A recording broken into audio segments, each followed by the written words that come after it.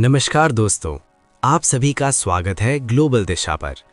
आज मैं आपसे एक बेहद महत्वपूर्ण विषय पर बात करने वाला हूं। नई दिल्ली में आयोजित एआई इम्पैक्ट समिट 2026 और उससे निकला न्यू दिल्ली डिक्लेरेशन। 21 फरवरी 2026 को ये सम्मेलन समाप्त हुआ, लेकिन इसके प्रभाव आने वाले कई वर्षों तक दिखाई देंगे, क्योंकि आज दुनिया जिस दिशा में बढ़ रही है वो स्पष्ट है। आने वाला समय आर्टिफिशियल इंटेलिजेंस का है और भारत इस दौड़ में पीछे नहीं रहना चाहता। दोस्तों, 16 फरवरी से 21 फरवरी 2026 तक नई दिल्ली में ये वैश्विक एआई सम्मेलन आयोजित हुआ। ये एआई सम्मेलनों की श्रृंखला का चौथा आयोजन था। इससे पहले ऐसे सम्मेलन यूके, दक्षिण कोरिया और फ्रांस में हुए थे, लेकिन पहली बार किसी विकासशील देश ने इतने बड़े स्तर पर एआई समिट की मेजबानी की है। ये अपने आप में एक संकेत है। भारत अब सिर्फ टेक्नोलॉजी का उपभोक्ता नहीं, बल्कि नीति निर्माता बनने की दिशा में बढ़ रहा है। अब बात करते हैं इस सम्मेलन के सबसे बड़े परिणाम की, न्यू दिल्ली डिक्लेरेशन। 86 देशों और 2 अंतर्राष्ट्रीय संगठनों ने इस पर हस्ताक्षर किए। ध्यान दीजिए, ये कानूनी रूप से बाध्यकारी नहीं है, लेकिन ये एक वैश्विक सहमति का संकेत है। इस घोषणा में सबसे पहले जिस बात पर जोर दिया गया है वो है मानव केंद्रित एआई। मतलब एआई का विकास इंसान के हित में हो, सिर्फ कुछ बड़ी टेक कंपनियों के लाभ के लिए नहीं। भारत ने अपने सिद्धांत सर्वजन हिताय सर्वजन सुखाय को इस मंच पर रखा। एआई ऐसा होना चाहिए जो समाज के हर वर्ग को लाभ दे, चाहे वो किसान हो, छात्र हो या छोटा व्यापारी हो। दूसरी महत्वपूर्ण बात है साझा जिम्मेदारी। एआई अवसर भी है और खतरा भी। ये नई नौकरियां पैदा कर सकता है, लेकिन कई पारंपरिक नौकरियां समाप्त भी कर सकता है।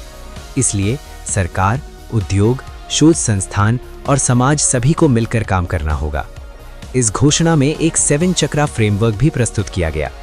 इन 7 स्तंभों में शामिल हैं कौशल विकास, सभी देशों के लिए डिजिटल पहुंच, सुरक्षित और भरोसेमंद एआई, ऊर्जा दक्षता, वैज्ञानिक सहयोग, ओपन सोर्स मॉडल और सामाजिक हित के साथ आर्थिक विकास।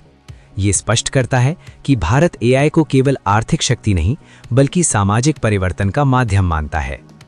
दोस्तों, भारत ने एक और महत्वपूर्ण प्रस्ताव रखा, ग्लोबल एआई इम्पैक्ट कॉमन्स। ये एक साझा वैश्विक मंच होगा जहां दुनिया भर के सफल एआई मॉडल और प्रयोग साझा किए जाएंगे। अगर भारत में कृषि में एआई का कोई मॉडल सफल होता है, तो अफ्रीका का कोई देश उससे सीख सकेगा। इससे भारत ग्लोबल साउथ के लिए एआई का केंद्र बन सकता है। अब आते हैं सबसे चर्चित विषय पर, निवेश। सम्मेलन के दौरान लगभग $250 बिलियन से अधिक निवेश प्रतिबद्धता की घोषणा की गई।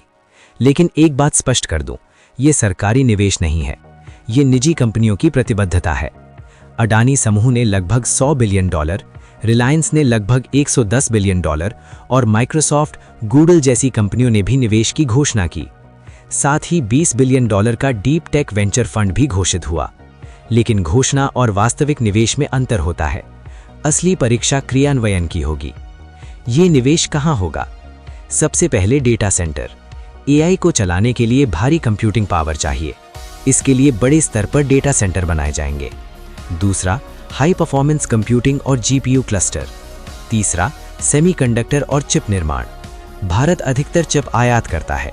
एआई में आत्मनिर्भरता के लिए चिप निर्माण आवश्यक है। चौथा, digital connectivity. Fibre network, 5G और भविष्य के 6G सिस्टम में विस्तार होगा। अगर हम वैश्विक तुलना करें, अमेरिका एआई मॉडल विकास में अग्रणी है। चीन बड़े पैमाने पर एआई लागू कर रहा है। यूरोप नियमन के क्षेत्र में मजबूत है। भारत की रणनीति अलग है। हम इंफ्रास्ट्रक्चर हब बनने की दिशा में काम कर रहे हैं, विशेष रूप से ग्लोबल साउथ के लिए। लेकिन चुनौतियां भी हैं। पहली, क्या घोषित निवेश वास्तव में आएगा? दूसरी, एआई को भारी बिजली की आवश्यकता होती है। क्या हमारी ऊर्जा व्यवस्था इसके लिए तैयार है? तीसरी, कुशल प्रतिभा की कमी। इंजीनियर बहुत है, लेकिन उन्नत एआई चिप डिजाइन और उच्च स्तरीय अनुसंधान में विशेषज्ञता सीमित है। सरकार को कौशल विकास पर गंभीरता से काम करना होगा।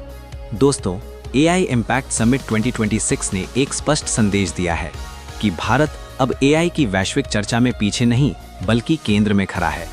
86 देशों का समर्थन, $250 बिलियन की घोषणा और समावेशी एआई की नीति, ये सब भारत की दीर्घकालिक रणनीति का हिस्सा है। अब देखना यह है कि घोषणाएं कितनी तेजी से जमीन पर उतरती हैं। अगर ये योजनाएं सफल हुई तो Bharat AI infrastructure power house बन सकता है, और अगर नहीं हुई तो ये केवल एक अंतर्राष्ट्रीय आयोजन बनकर रह जाएगा। आपको क्या लगता है, क्या भारत एआई की इस वैश्विक दौड़ में बड़ी छलांग लगाएगा? अपनी राय कमेंट में जरूर बताइए। वीडियो पसंद आए तो लाइक करें और ग्लोबल दिशा को सब्सक्राइब करना ना भूलें। धन्यवाद। जय हिंद, जय भारत।